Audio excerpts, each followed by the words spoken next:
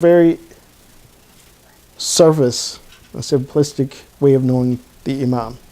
Because the Prophet, at least as we believe, he stated, "Man mata wa lam ya'rif imam zamanuhu mata mitatan jahiliyya." So does it mean simply we know the Imam's name, who his father is, who his mother is, where he's born, what he's done, some narrations and traditions that the Imam have stated? Or do we go beyond that, at least to the second level of recognition and understanding and ma'rifah of the Imam, which would be to examine, I guess, the criterion of Imamat. What is the criterion of Imamat? What makes the Imam an Imam? What things, for example, are not necessary for the Imam? Yes, they are something that would be ideal. For example, the Imam being the leader of the government. The Imam having the position that Imam Ali alayhi salatu had when he was the ruler, when he was the Khalifa. But if he wasn't the Khalifa, he's still the Imam. So what makes him still the Imam? What aspects of his life makes him the Imam? And this is one of the things that Imam Hussein alayhi salatu that he was clarifying. If you study and you examine his movement, his plight, then we understand exactly why the Imam is the Imam, whether he is wielding political power or not. Whether the Imam presents even sulta ma'anawiyya, some sort of miraculous act or deed, whether he presents that or not. And of course there were many miraculous deeds that the Imam had presented. That's one level that we can know the Imam. Another level in which we can know the Imam on is a third level. It's even higher than that. Not simply understanding what makes the Imam, but again, understanding the spiritual connection of the Imam. Understanding the depth. And of course, one can never understand the complete depth of the Ahlul Bayt alayhim salatu wasalam and their spiritual status. But one can get some sort of idea and glimpse of that. One of the ways that you can perhaps understand this is that the du'as of Ahlul Bayt alayhim salatu wasalam. SubhanAllah, not simply to read the du'as. And of course we come together, we recite du'a Kamail, we may recite du'a Tawassul, we may have the Sahifatul Sajjadiyya in our homes, we may recite it every once in a while, or du'a Joshan Kabir during Ramadan, du'a Abu Hamza Thamali. But if we take these du'as of Ahlul Bayt alayhim salatu wasalam and do a comparative study, compare the du'as one to the other du'as of Ahlul Bayt, and we'll see that there's a train of thought, there's a spiritual guidance that all of the Ahlul Bayt alayhim salatu wasalam is that they are teaching us. One of the very interesting things, if we take Sahifatul Sajjadiyya, this is a book that's more familiar to us than some of the other collections of du'as. But if you take Sahifatul Sajjadiyya, and you can go on du'as.org, because you may not have access to the actual book itself. Sahifatul Sajjadiyya, and on du'as.org, you will also find another Sahifa, a collection of du'as, but this is a collection of du'as of Fatima Zahra sallallahu alayha.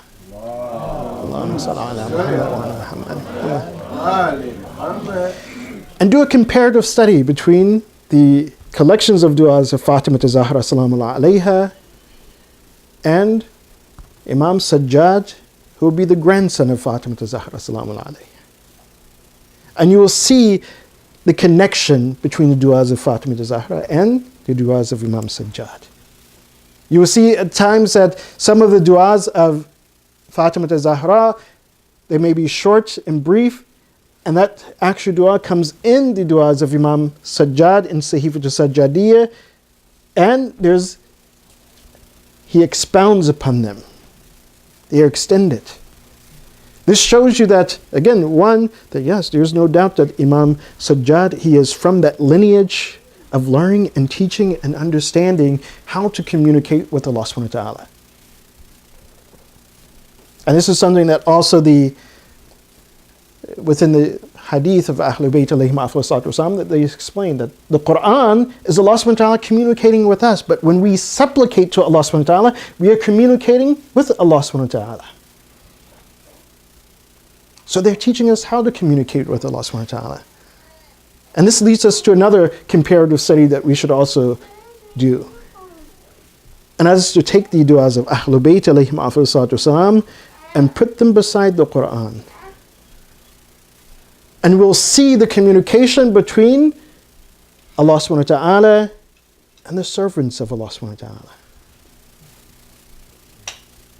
That how Allah subhanahu wa ta'ala, He's speaking to His creation to gain closeness to Him. Udu'uni astajib lakum, ask me and I will respond. And then we see the response of the best of Allah subhanahu wa ta'ala's creation, which is Rasulullah, and his Ahlul Bayt alayhim afdalus wasalam, who are learning from Rasulullah and how they respond back to Allah subhanahu wa ta'ala. And examining this level, or coming to this level of ma'rifah, of knowing your Imam, and this is on a higher level, not simply learning the history, or not simply understanding what is the criteria of the imamat, but understanding the depth of Imam, that who these individuals are.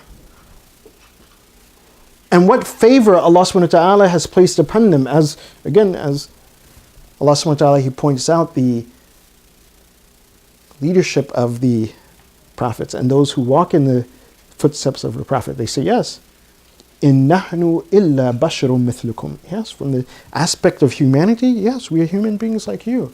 وَلَكِنَّ اللَّهَ يَمُنُّ عَلَى مَن يَشَاءُ مِنْ عِبَادِهِ.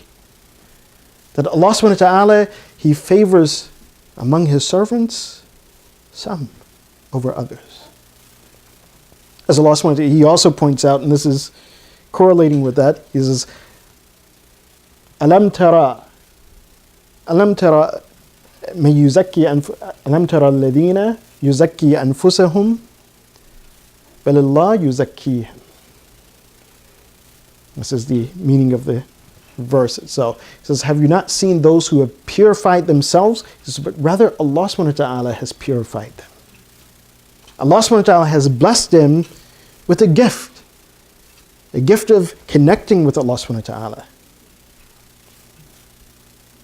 And this is something that Imam Hussein alayhi wasalam, in his plight, in his journey to Karbala, in what happened in Karbala, if we examine it closely, that Imam Hussein alayhi wasalam, he's presenting this. What really is the criterion of leadership? In fact, after the event of Karbala, after the caravan had returned back, the Ahlul Bayt had returned back to Medina, one individual, he asked Imam Sajjad alayhi salatu wasalam, he asked him, he says, what is imamat? Explain for me the walayat of Ahlul Bayt.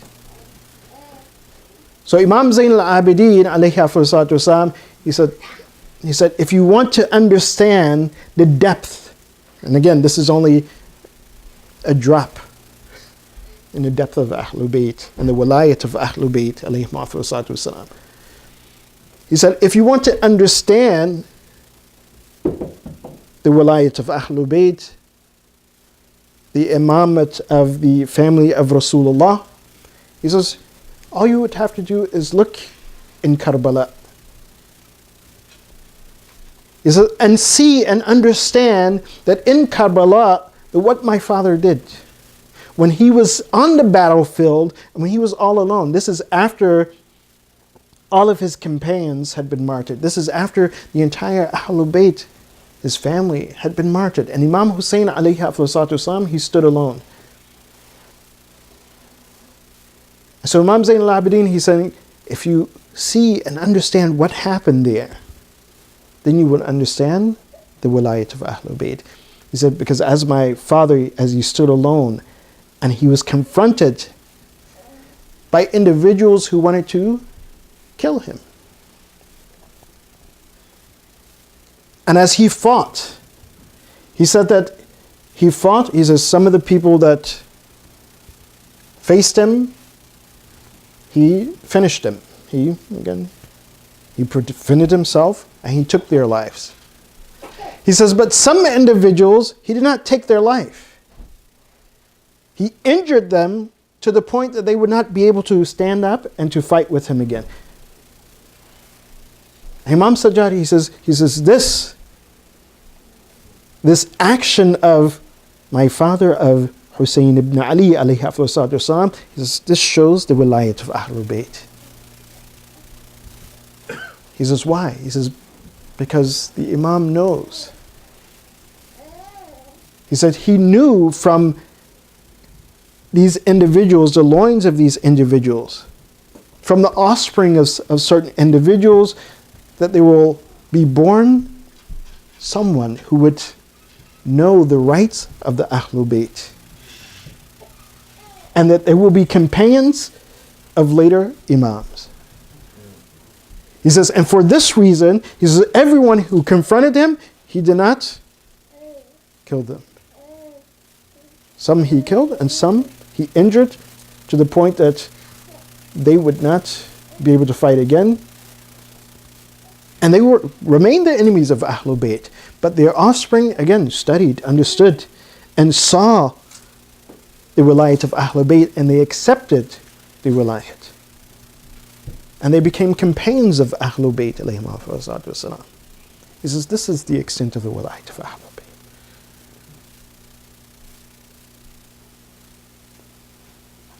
This is the depth of their knowledge. And Imam Hussein, he wanted to, again, when we look at the totality of his plight, his mission, that he was explaining this for us.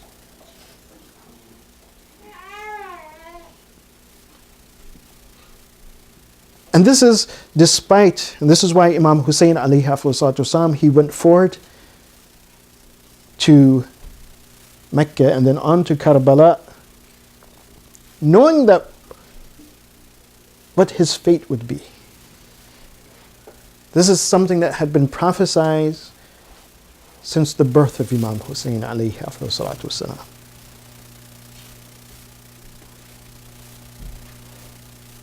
That he understood that it was his mission to clarify the proper aspect of leadership. It was his mission to be a voice of justice when no one would stand up for justice.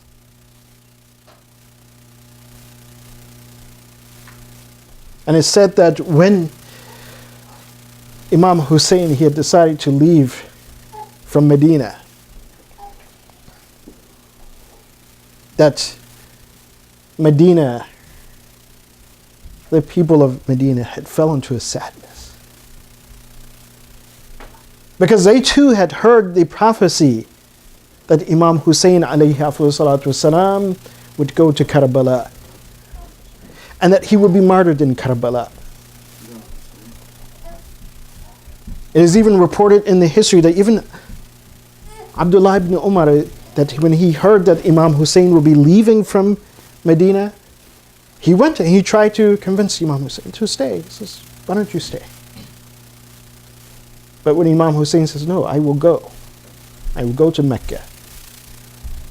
But because Abdullah ibn Umar, he had also heard the prophecy, he knew that after Mecca, that where the Imam would go, and that he would be martyred. They said, Abdullah ibn Umar, he even cried for Imam Hussein. He said, خَيِّرَ بَيْنَ الدُّنْيَا وَالْآخِرَةِ وَاخْتَارَ الْآخِرَةِ. He said, Imam Hussein, he is making a choice between this world and the hereafter, and he's chosen the hereafter. The women and children of Ahlul Bayt, Bani Hashim, they were crying at the news that Imam Hussein, he wanted to leave. One of the individuals who came forth was the wife of Rasulullah, Salma. She told Imam Hussein, Ya Habibi, Ya Bunay, oh my son. She called Imam Hussein her son. La tahzinni bi khurujika ila al-Iraq. He says, don't weigh my heart down by leaving towards Iraq. فَإِنِّي سَمِعْتُ جَدَّكَ رَسُولَ اللَّهِ. I've heard your grandfather Rasulullah. He has told me personally, he says that my son Hussein, that he will go to Iraq and he will be martyred in Iraq, in the land called Karbala. So she said, don't make my heart heavy by leaving towards Iraq. Salma told Imam Hussein, says, your grandfather, he is giving me this vial, this glass, and in it there is some sand from Karbala, from the place that you will be martyred. He told me that whenever this sand, it turns red, then know that my son has fallen on the plains of Karbala. Imam Hussein, he responded, he says, again, respectfully, Ya Amma, oh mother. He called it Salma, mother. He said, I must go. He says, if I do not leave today, then I will leave tomorrow. If I do not leave tomorrow, then I will leave the day after. But whatever it may be, I must go. This is what I must do.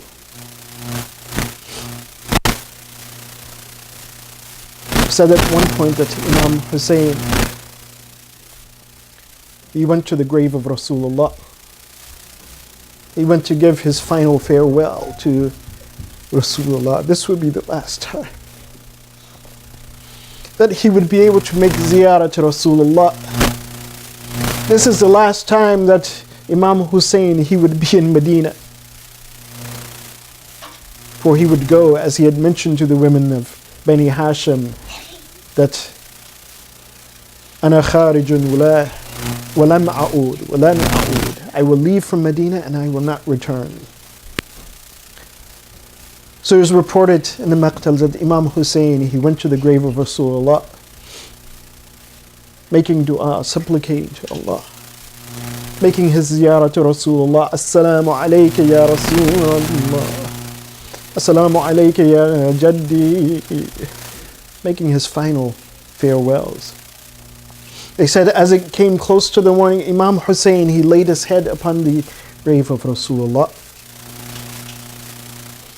And the Imam, he must have napped, or as some say that he was tired or he had went unconscious, but he was laying on the grave of Rasulullah.